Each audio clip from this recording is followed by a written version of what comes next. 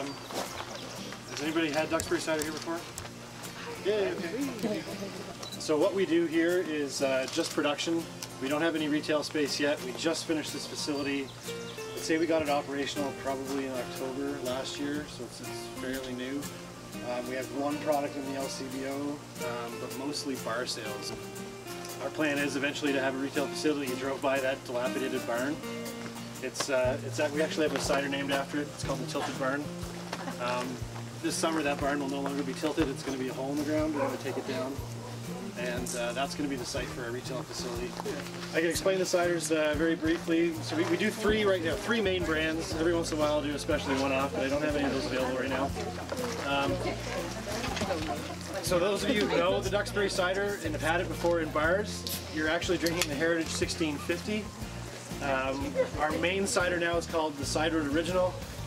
And then the Tilted Barn Cider is actually a neat little cider that we did with Nicholas Shout down at Big Head Hops. You guys know Big Head Hops? Yeah. And so they have the organic hop farm that's here. So it's a dry hop cider.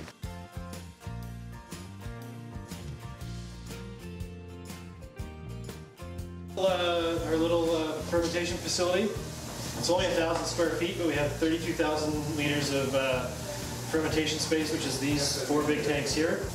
Behind me here is a bright tank, so this is our carbonation tank where we finish the product. It's rated to 72 psi. It's actually a Charmat tank, so we can do champagne-style ciders where we ferment in that tank as well. So what we'll do is we'll do one fermentation in these tanks, transfer it into that tank, do another fermentation. It'll create natural CO2 as it goes, and then we can package right off of that. I haven't done that yet because it's time-consuming, but the idea is that we'll come up with a specialty champagne-style cider, like a true champagne-style cider out of that tank at some point. This little machine here is our canning line. Everybody asks us, oh, you got 1,000 square feet, how do you package your product? Well, we have a canning line in here too, and they're like, wow. So this unit will do about 18 cans a minute when it's going full tilt. We haven't really had it going full tilt yet, but we're getting close. And we'll do about 2,000 liters a day packaging, kegs and cans, either or. Where did the name come from, like Duxbury? Duxbury? So the side road that you came down is now called the 25th Side Road, but it used to be called the Duxbury Cider.